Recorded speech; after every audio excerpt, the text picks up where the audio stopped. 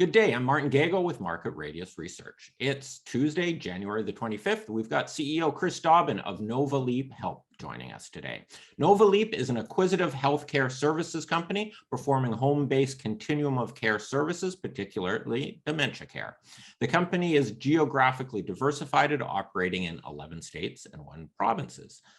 It's great to have Chris back. He last presented in April of last year, and it's been a busy year for them. They've gotten a lot accomplished. In 2021, they completed 5 acquisitions and raised over $5 million of capital.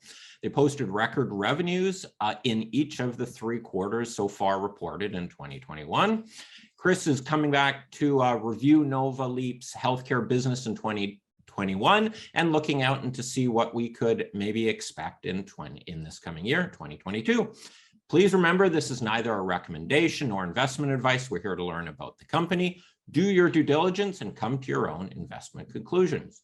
Chris, thanks for joining us, and let's have a quick overview on Nova Leap. Thanks, Martin. Appreciate you having me back. It's been a while, so great to reconnect with you and your audience. And I think, as you suggested, I think for me, as I look forward to doing these types of interviews, I think the Q&A is obviously the fun part for me.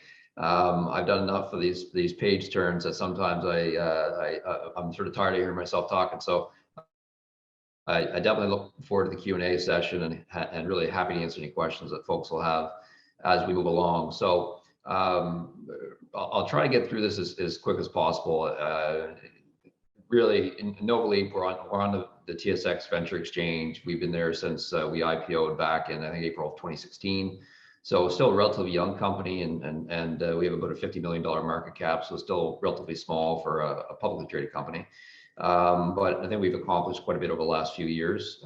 We are, as you alluded to, Martin, in the in-home care space, and really provide quite a bit of care for those that live with dementia. We are in 11 states, as you alluded to, and in one province here in Nova Scotia, which is where the head office is based out of Halifax. So we're primarily a non-medical type of organization, meaning that we're providing a lot of dementia care, but could also be light housekeeping, meal prep, transportation errands, mobility issues, personal grooming, and so on. And so it's what's often referred to as home care, non-medical home care. It's really anything that can assist people with activities of daily living is another term it's often used about. We also do some skilled care, but again, primarily on a private pay basis. So our model really is one that it's out of pocket to the seniors we provide service to or their adult children. There is some VA, Veteran Affairs, reimbursement in some locations where we operate.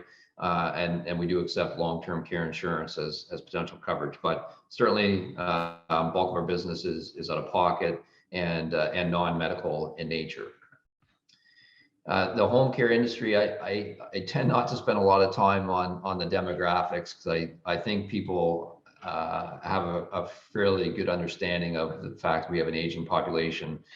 But I will say that's critically important as part of our organization. I mean, we have a long runway, and long runway, I'm not talking months or years, I'm talking decades of an aging population. And so the demand increases every year. There's been some recent studies that have been circulating around the increase in prevalence of dementia, of which there are a couple hundred types. And so I think we're well positioned within an industry, but also as a company within the industry, just given the demand that exists in the market. And so, but again, it's really easy to understand. With the aging population, generally when someone attains the age of 65, they have at least one chronic or long-term care condition, and that's really why they hire agencies like ours. In terms of where we are, and I remember if this is updated, I think it is there now. So we are, as indicated, across the 11 states. So Martin, I think you said we did 3 acquisitions. We did 5 last year. We actually did 3 in December.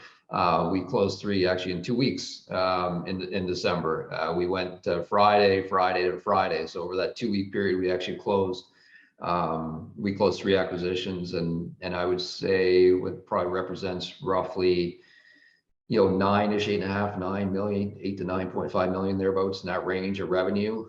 So actually significant for us as we exited 2020. 2021, we won't have that obviously reflected for a full quarter until Q1 of 2022. But that was a busy time for us as we entered into the holiday season for sure. So we are through New England, Vermont, New Hampshire, Mass, Rhode Island, a number of locations there. We did just acquire in Kentucky, which also has also provides service in the state of Indiana, and we already had the Ohio-based business, so those are relatively close now.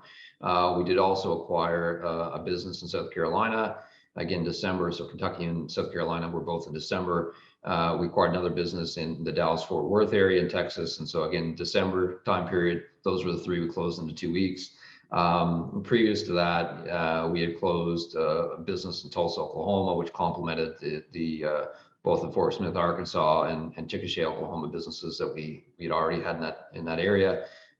We also closed a Rhode Island-based business up towards the Warwick area, which complemented our Middletown business there. So, in terms of how we view things, we're really it's a bit of a two-pronged strategy. One is to go deeper, get more depth in the areas where we already operate. That's important for us just in terms of how we run our model.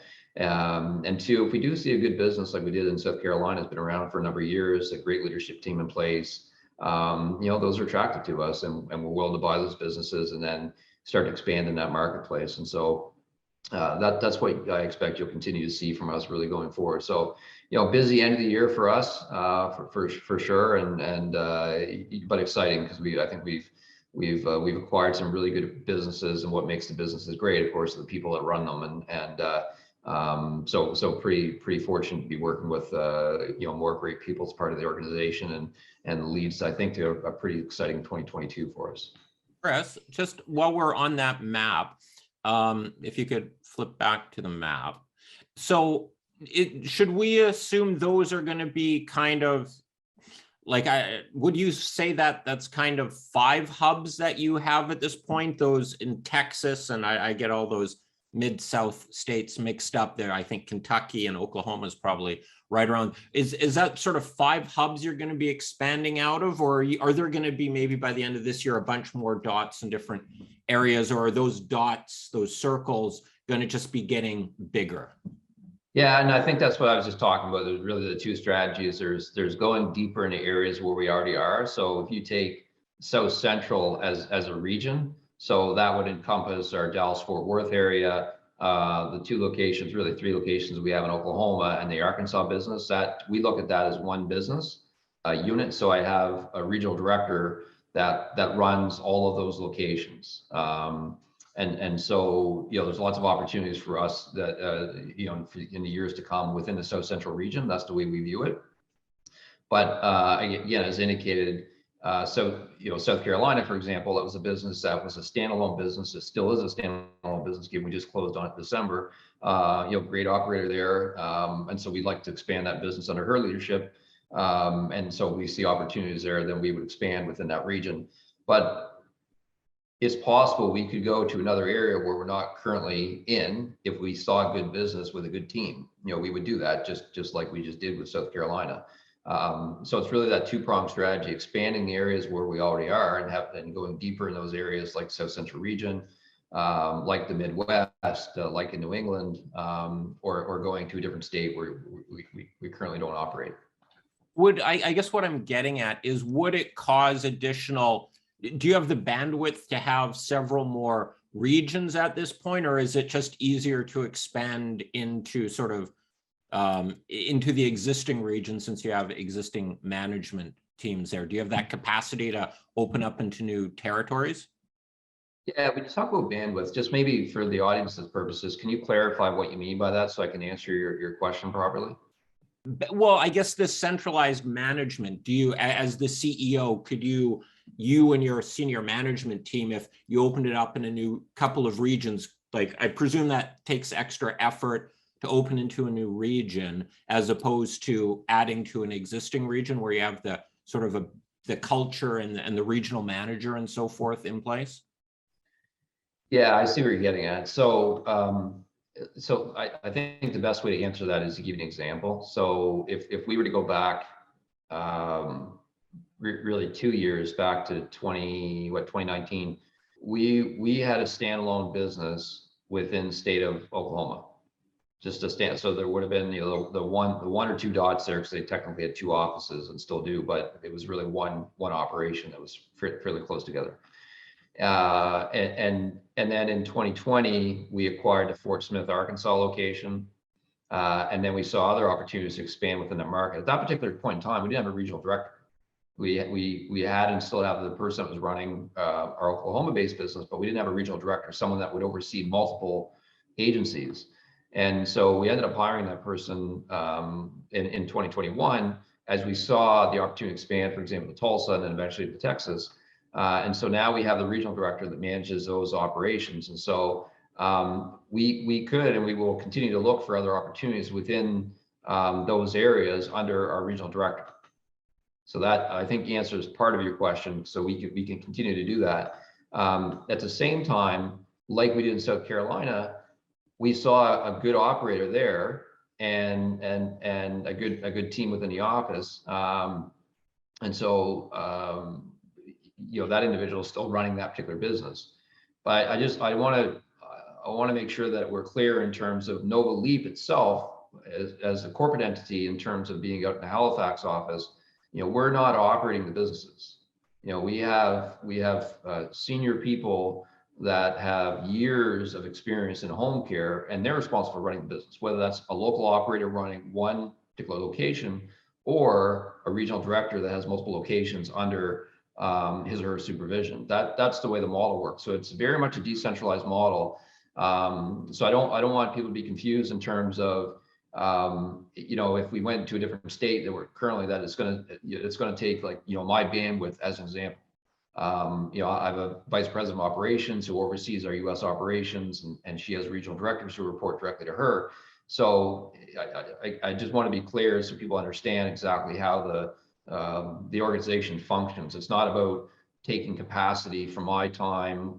It would take our corporate development team's time as we look at opportunities, obviously, and the negotiation and due diligence and post-acquisition, all the stuff that you deal with that, just in terms of account transitions and so on. But we do have good people that have the ability to take on additional offices, and we also have the capacity to expand to new locations where we currently don't have a regional manager, but we can build up that infrastructure within the region and then eventually hire that person.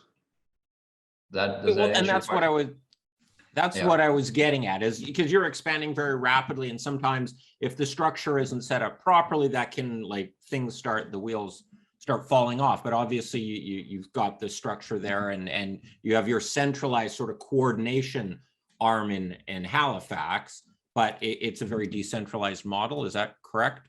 Yeah, absolutely. So when it comes to growing too quick, and so I think that's an important part, because I mean, we see organizations do that all the time.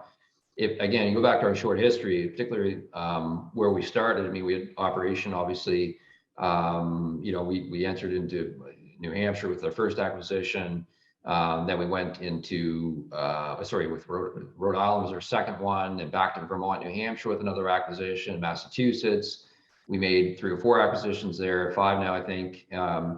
And we didn't really exit, call it the Nova Scotia and New England marketplace until 2019. So between 2016 and 2019, late 2019, we were really just within, that tight geographical area.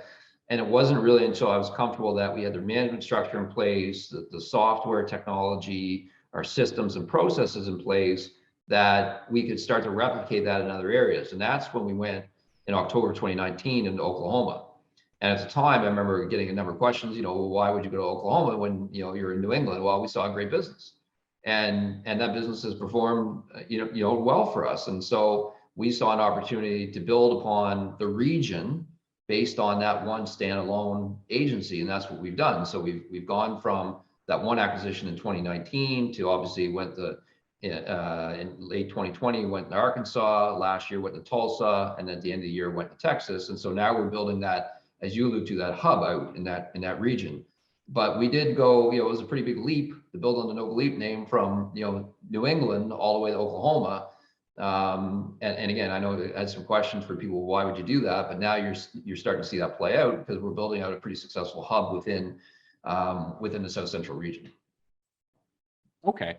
And yeah, and as you said, you've built, before you did the bigger expansion, you got all your systems in place. You hired, Right. you're kind of almost overhired on your senior managers, and then sort of have fill in their workload as you grow and.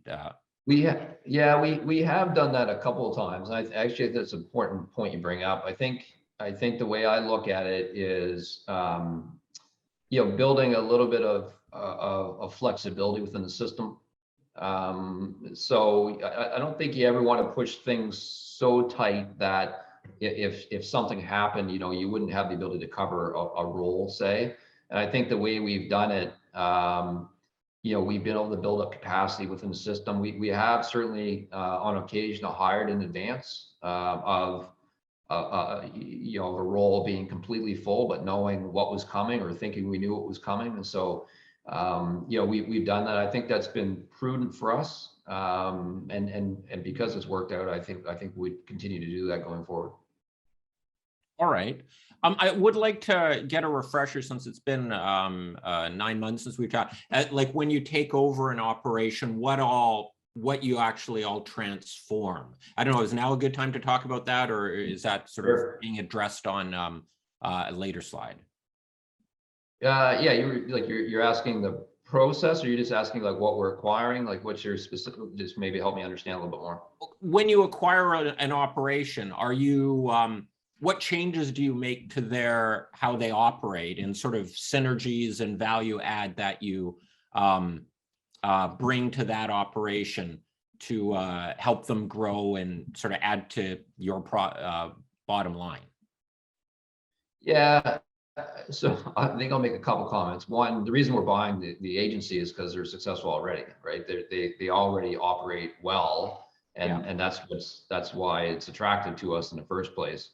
So we're really looking for, and maybe on the next slide, we are looking for businesses that are 10 to 15 years old, historically profitable, a good management team in place, and that management team really has efficient operations already, and that's what we're looking for. There certainly have been a number of occasions where we've brought technology to bear, and the technology that's important in our industry is primarily the scheduling software, which ties into billing, payroll, and accounting functions all into one. And we've seen some instances where the scheduling has been more paper-based, not using technology, and so you end up having fairly long lead times for payroll, as an example. I think I've used the example before. We've taken one payroll process down from 4 days to essentially 4 hours just by implementing technology.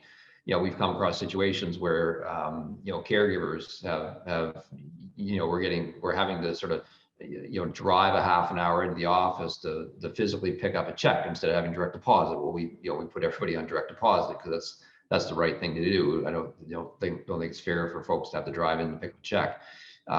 So there are little things like that.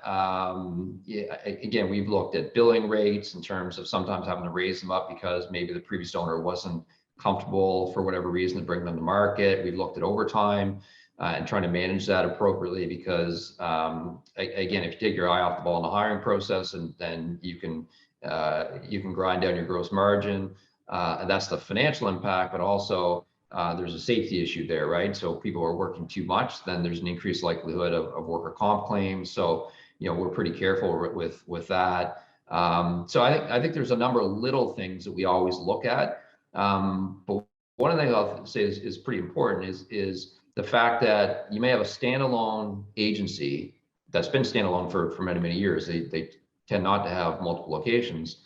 And now they're part of a pure network. And I think what we've found, at least the feedback we're getting from folks, is that that's a pretty supportive environment. So if someone's having an issue with whatever it may be, they've got a peer network to call upon, and there's a bit of an experience share there, right? And I think that's important to realize, that when folks are joining, I call it a larger family, there's other people they can rely upon and sort of bounce ideas off of. And we've seen that. I mean, I just even chatting with some of our folks this morning, I've heard the benefit of that. So I think there's a number of things that we do that are helpful. What we try not to do is interfere. And again, we go back to the decentralized component. We've hired folks for a reason, and we think they're good at what they do. We think they're good leaders, and we let them lead. Again, we can provide guidance, we can provide support, we can provide some feedback, but our job is to make sure, and our senior leaders' job are to make sure that we're hiring good people in the organization that allow them to do their job without interference. And I think we've done that pretty well. So if I can have someone that's at a local office or in a regional director role, and they feel as if they own the business, then I think we've done our job. And I think we have a lot of folks that feel like the business is theirs. They understand the impact that they make, and it's meaningful work, right, in terms of the nature of the work that we do. But I think they also have been elevated to a position that that maybe they weren't under a previous owner, because when you have a previous owner, they tend to get into the weeds of the business, and we really allow people to test their limits and figure out what they're good at and what they want to do, and give them really more opportunities to grow within an organization. And we found people have really gravitated towards that. All right. And what parts do you centralize in Nova Scotia? Is it all the billing and the finance, or Yeah, so mostly like billing, payroll, and accounting functions. Okay. I would generally never say finance functions, but we would certainly finance, because the M&A department's here, and our CFO and our accounting team is here in Halifax. And so whenever we're looking at an acquisition, if there is a finance component, and there has been in some of the previous acquisitions, then we would be dealing with the bank up here as an example. That's not at the local office level, so we have centralized that. Yeah. And you talked about scheduling software, like some of them are more in a paper-based system. When you go in, do you have a whole like sort of CRM scheduling system that, hey, here's the platform you're using? Or if they've got a decent system set up already, you're like, okay, you're kind of in the 21st century, just keep using that. Yeah, it's a couple of things. I don't want to leave people with the reaction that all home care agencies are paper-based. I was just using a couple of examples where they definitely were, and probably think of 3 examples off the top of my head. We've also seen situations where people are actually using the software we already use, and so that's pretty seamless. We came across a situation recently where on one of our acquisitions where they were using a fairly antiquated software. It still worked for them. I mean, they've been using it for a number of years, but really it wasn't where it needs to be. And so we'll transition them off that, and we'll run in parallel with our system. So we do bring the same system pretty much to all of the deals. It's all third party off the shelf. It's one of the predominant softwares in this industry, and so it's fairly intuitive and easy to use. We train people obviously, but yeah, we do bring that to all the acquisitions. Like, again, we're fortunate that in a number of cases they're already using that software. So the transition component tends to be more about the employment documentation and get everybody signed up and deal with that sort of thing than it is on operational or software. Gotcha. All right, thanks. All right, I'm just going to skip over here. So we did say, so a couple of things. I think in our Q3 release, I did indicate we expected to exit Q1 2022 with north of 30 million US of revenue, and our 5-year target was, or is, in excess of 100 million US of revenue and $10 million US of consolidated EBITDA. And so that's our 5-year target. Again, you'll see on the left-hand side of this chart the annual figures. So I think 2016 we had $40,000 of revenue. 2021 people can see what we were doing, but we should end up north of 20 million, obviously. on the right-hand side, when I look at the chart on a quarterly basis, I see sort of incremental improvements, typically driven by the acquisition that we're making. Clearly, you can see the dip, the impact COVID had on us. I would say these are the adjusted EBITDA numbers. These are not representative of net income. We've benefited significantly from millions of dollars of government support, both in Canada and the U.S., primarily in the U.S. That's not reflected here. Those are programs that were put in place specific to COVID and are not long-term, recurring type of programs. So we're trying to give the best picture we can without, clouding things that show government programs that aren't going to exist going forward. But I'll be happy to chat about those in the Q&A session. So this chart again is what I just referred to, the targets we have. Really at the end of 2026. So basically it's a 5-year target. We do think that's achievable. Otherwise we wouldn't have put that out there. And it, I think, puts us a fairly consistent acquisition, target metric every year. I mean, even if you do simple math and you take a $30 million starting point Q1 2022 and assume $15 million of acquired revenue for the next 5 years, or 75 plus the 30, there's 105. And so it's just a quick way if you're trying to work backwards to figure out how we get there. One of the questions I get all the time is, are there larger deals out there? We continue to do, the same type of deals that you've done historically. The answer is yes to both. There are larger deals out there. We've looked at a few. There'll be more to come, I'm sure. And then of course the ones we've been doing, I mean, those will be there all day long for years to come. So I expect that we'll end up doing larger transactions as we grow, as most companies do. But just want to position that because I think it's a question I get quite often. This deck's on our website, and I spent a lot of time on this, but again, pretty proud of the team that we have. I think folks will know that we added a couple of new directors who have great experience last year. Our cap table, roughly 80 million shares outstanding.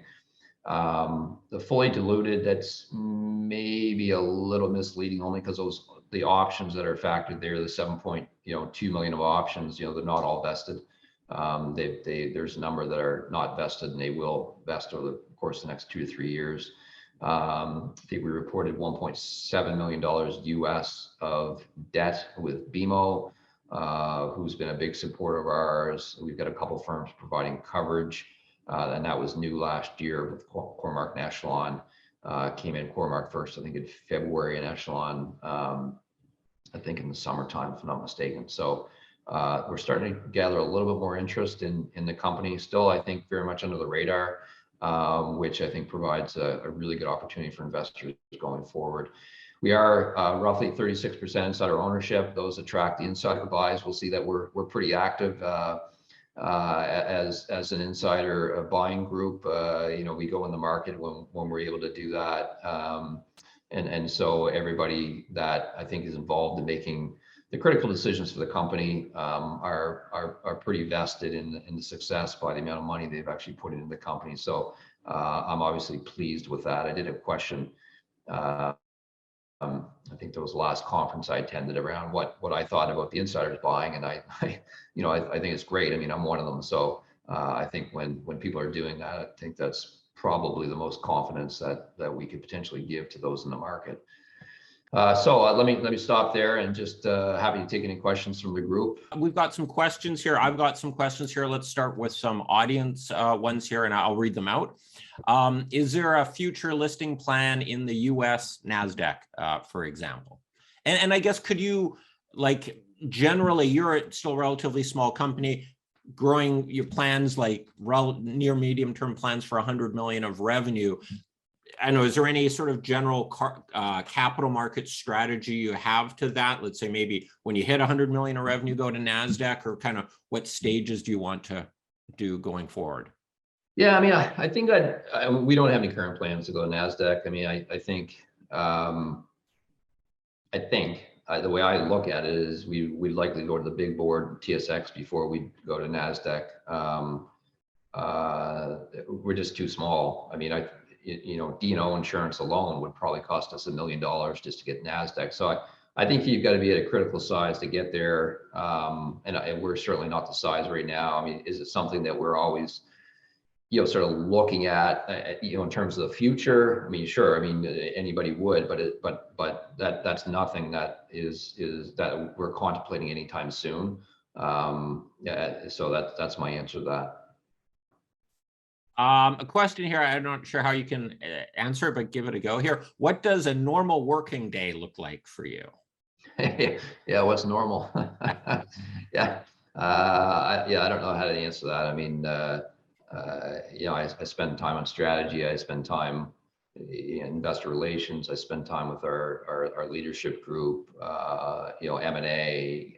So obviously wear a number of hats and rely on a fairly good team, but come in where needed. So, every day is probably a little bit different for me. You mentioned some time on M&A. Obviously, the world's changed a lot in the last year, being vaccinated and so forth. Are you traveling now to M&A sites to meet the location, the operators, and so forth, or how is like travel and that? How is that affecting you? Well, we closed 5 deals last year without me having to travel. Okay. So, and so I think this is important. I mean, as we built up the organization, we have, more senior people, and we've leveraged our local staff in order to take a look at some of the local opportunities. Is our M&A team still involved? For sure. I mean, we're sourcing deals all the time. So like every other company, I think we're doing what we're doing right now, right? We're using technology. And so we had a lot of Zoom or Teams meetings with folks, not as good at face-to-face, but it's actually been pretty effective for us. So I think our process actually has become more efficient as a result. We don't have a lot of the wasted time and travel and so on. But I think we were successful last year with closing deals. We continue to look at deals using technology available. We've leveraged our staff in the US. And so I think we'll continue to do that forward. But travel will start back up, I think, shortly for us, but probably not to the same extent that we used to do it. And regarding COVID, how has COVID impacted the business? And as well the employment and hiring situation in the U.S. There's so many headlines. It's hard to hire, keep people, especially in the healthcare industry. Are you getting a benefit from maybe hiring people who are burnt out as being nurses and get into a maybe lower stress home care situation? Or can you give some stories in that? So I see the question. There's 2 parts to the question. One, like staffing has been a challenge for us with COVID. I mean, I think it's clear as day when you take a look at the financial performance in terms of how we were impacted back in March, really Q2 2020. And so it's continued to be a challenge with Omicron. I mean, the reality is you've got a market demand, and we have a supply that's having trouble keeping up with the demand just because of COVID and close contacts, exposures, and so on. So, and Omicron's been interesting because there's been a lot more spread. At least there's been more spread, even though the impact on an individual may be less, right? But by math, it's impacted greater people, and more. We've seen an increase in hospitalizations, even though it may be less severe. But again, it's a mathematical equation just given the rapid spread. So no question, we've been impacted. I mean, the business has been impacted. The second part of the question, do you start to see the light at the end of the tunnel? And I think we are. I actually, matter of fact, I used those exact words the other day, actually yesterday. And so I would say, yeah, we are starting to see the light at the end of the tunnel. We're not there yet, but it appears at least, a lot of the number of cases are dropping off, and we provide care within the community. And so if you think about it from a public health perspective, when the community is healthier, then we're going to be healthier. I mean, that's the way I look at it. We still have some pockets that I think the COVID numbers are way up. Like mass is coming down, I think, which is good. Rhode Island, I think, has come down, which is good. So some of the areas in New England where we operate, but Arkansas numbers I think are still quite high, even though our business is small there. That's an area that I think is still impacted. So you tend to see a shift across the country, and I think that's what we've seen. But yeah, it's impacted our business for the last 2 years for sure. A year ago I would have said it set us back a year, and it did, even though we made acquisitions, 5 in the last year. I mean, the reality is the business hasn't come back to where it was pre-COVID, and that's what we're working on trying to get back there. And just for clarification's sake, you're talking about supply and demand. If you could hire more people, like the constraining factor in your growth of your business right now is the limitations on being able to hire people? Yep. Yeah. Okay. 100%. Yeah. So you've got more customers than you have. Yeah. If we could meet the demand of the market, I wouldn't be sitting here saying it's a challenging environment because of COVID. It'd be the opposite, right? I mean, COVID has hampered our business. You've seen it in the financial results. We have not been able to meet the demand of the market. That has been the challenge. Is that putting pressure on your cost line with wages for the caregivers?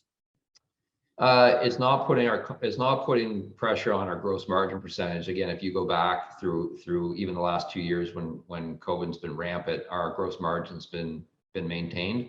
So we've historically been in that 33 to 35% range, and so that's what we've been reporting. That really has not changed. So that's one of the advantages of having pricing power that we have, right? Like we're not reimbursed through CMS. So for those in the US, like we're not reimbursed through Medicare, Medicaid, we're private pay. And so if there's a need to increase wages, as an example, we can pass that on to the client because that's the environment, the inflationary environment that we're in. So that's why our margins have been able to be maintained, really. So again, very different than some of the other government reimbursed programs that exist. We're not impacted by those. Right. On to another question here. Do you review demographic statistics in the form of middle age or how the population moves within the US before making your acquisition? I think they're referring to regional demographics. Are you looking at what's going on in Oklahoma before you buy something in Oklahoma? Or is just the general trend all there and you don't really need to look at the regional? Well, I mean, yeah. I mean, sure, if I make a blanket statement that the population is aging everywhere, I mean, there's some, maybe people will take that the wrong way. I mean, in general, that's the case. But yeah, I mean, sure, we look at either the cities or the secondary markets that we go into. Do we look at the population based on demographics? Yeah, sure. I mean, we definitely look at that. But again, if we're looking at a business that's been around for 10 or 15 years, it's historically been successful, good referral sources, a good management team, our expectations they'll continue to be successful. It would be pretty rare, I think, that we would find a situation where we've got a successful business and all of a sudden, we think there's going to be this massive population drop off. I struggle to think of a time where we've come across that. But yeah, we certainly look at demographics and statistics, I guess, if you will, in the areas in which we operate. Question here. Some companies issue a preliminary pre-release for roughly what the figures for the quarter will look like. Why do you not do that? I think it's a waste of time for a company our size, to be quite honest. I understand why you have very large companies that are out there, they're large caps and maybe some mid caps that are doing that, and they have 10 or 11 analysts covering them, and all these funds that are involved. And it's not our situation, right? I mean, we're a tiny company. We don't have a lot of fund ownership. A lot of insiders that own stock. Quite honestly, I think we have probably better use of our time at this particular point. I don't find it that useful. I mean, think about how we report, with the exception of year end. I think we report our quarter 6 weeks after. We're always, pretty much the same day and the same time reporting our quarter results. So, not a lot of surprises. So, this is my blunt answer is I don't think it's an effective use of our time at this particular point in time. Fair enough. All right. You have previously talked about an acquisition that took longer to do and to do a turnaround. How is that business going today? an acquisition that took longer to do a turnaround. Yeah, so we actually acquired a business back in 2017. It was a turnaround. It was a company that lost some money for a few years prior to our ownership. And that business, hasn't performed to our expectations. You would have seen that we did a goodwill write down back actually twice in 2020 and 2021. It was part of the same business. And so I think the write down's reflective of the fact that it hasn't performed to our expectations. So effectively we overpaid for that asset. So, unfortunately not where what we would have wanted, but that's reality. We've made, I think, 20 acquisitions, and that one just really hasn't gone to expectations, unfortunately. So that's not been a big success for us. So that's why we tend to like the businesses that are cash flow positive and doing well. We thought we had a business there that was going to get there. It was actually turning around pre-COVID. COVID hit, and we just quite honestly haven't got it back to where we'd like. So we're a bit ways off on that particular business. And what it sounds like the lesson learned from that is you bought a business that was a little shaky, for lack of a better term. And is that sort of indicating you're going to you'd rather pay more for a strong business than maybe a little bit less for one that you've got to work harder to turn it around? Or what lessons were there any lessons kind of learned from that acquisition? Yeah, look, I think there's lessons in all the businesses, even the ones that go well. I think there's some learning comes out of it. But in that particular business, that was a business, the gross margins were great. Like, they're really good. They're really strong. But it had a lot of staff, right? And so financially, it's easy for us to look at a business. Gross margins were strong, revenue was good, had a lot of office staff and a couple different offices, and that was really eroding the bottom line. And we thought that we could do some things to fix it with the proper leadership, and that unfortunately hasn't panned out to our expectation. And so that's the lesson learned. We thought we were going to get a result we wanted to achieve. We didn't, unfortunately. And again, I think I've expressed my disappointment in that in a previous commentary. But really no change in that business to date. Is there still impact on your financial statements at this point with sort of government funding to help support you and sort of lost revenues because of government mandates or whatever? Or are you kind of clear of direct government sort of intervention on your financials? Yeah, so I would say pretty clear. So let me just speak to that for a second, because I think there's been a change since our last quarterly release. So I don't know if you remember, Mark, but we benefited, qualified and benefited from the employee retention credit, which is a U.S. centric program.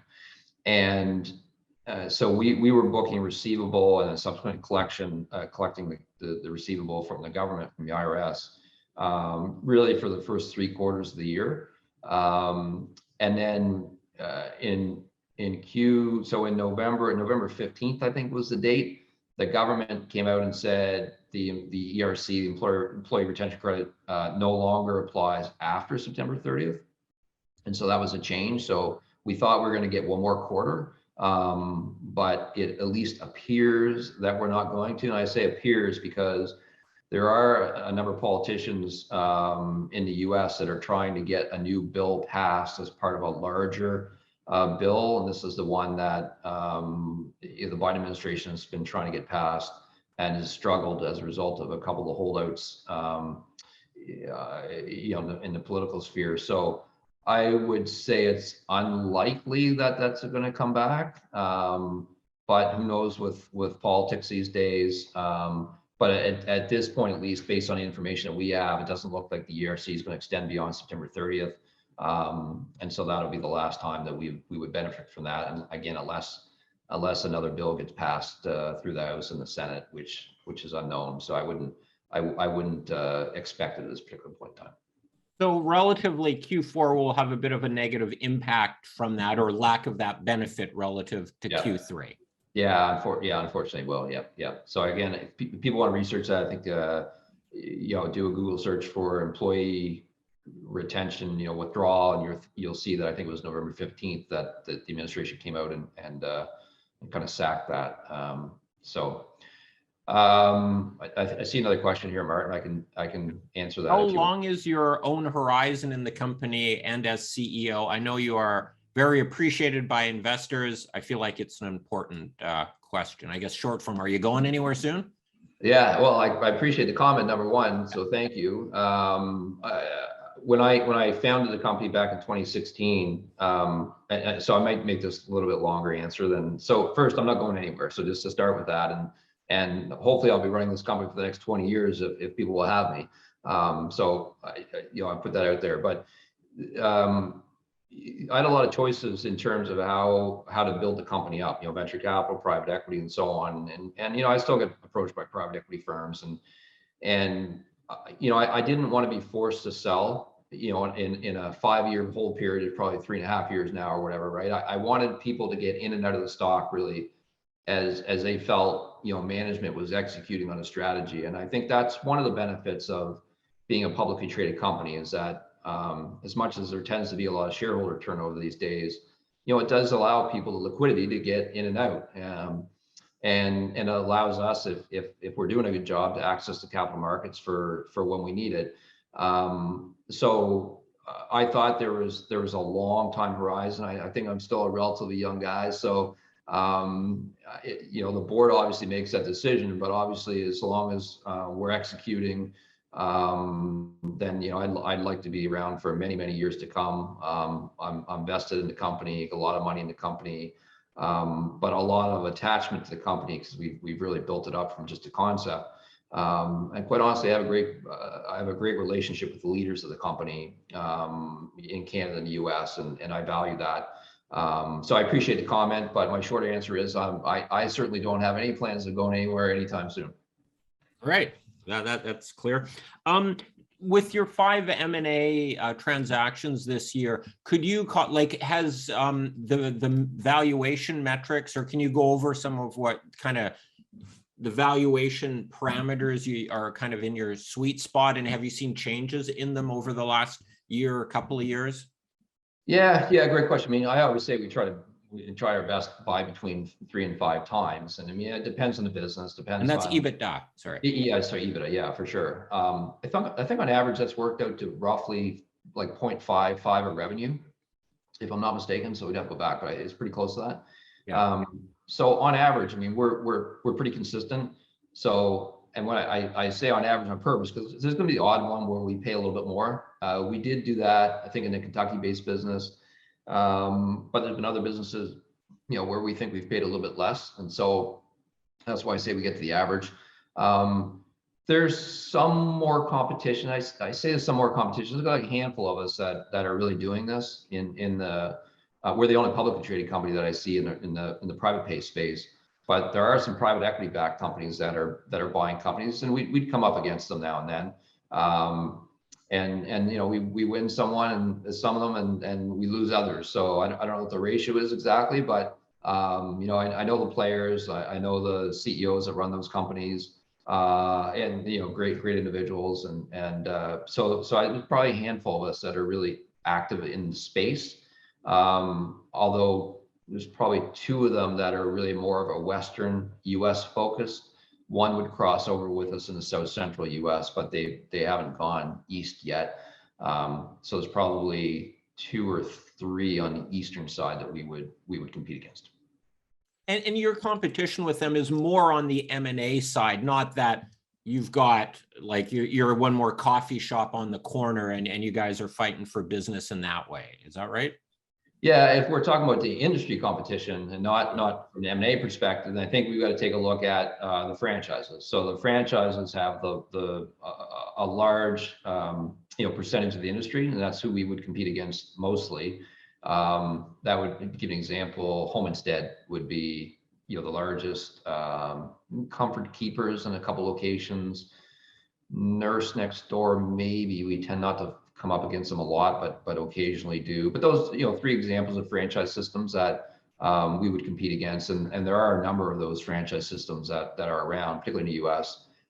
So that's the main competition is a franchise in the areas where we operate. Right. Okay, and I'm not seeing any more questions, and I've kind of run out of questions, and we're coming up to almost an hour here. So I think we've hit the high points and dug in pretty deep here.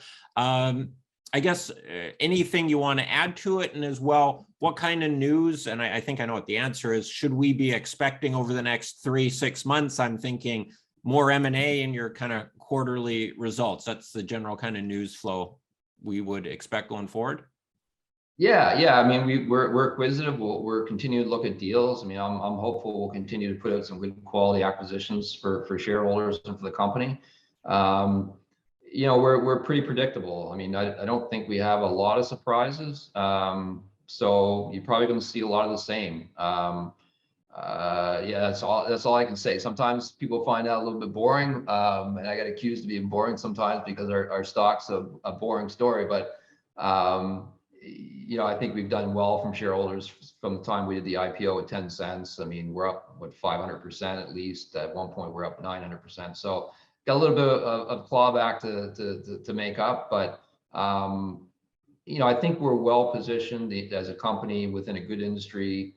We have not years runway, but literally decades of runway. And I think for the people that are patient, they're going to be rewarded.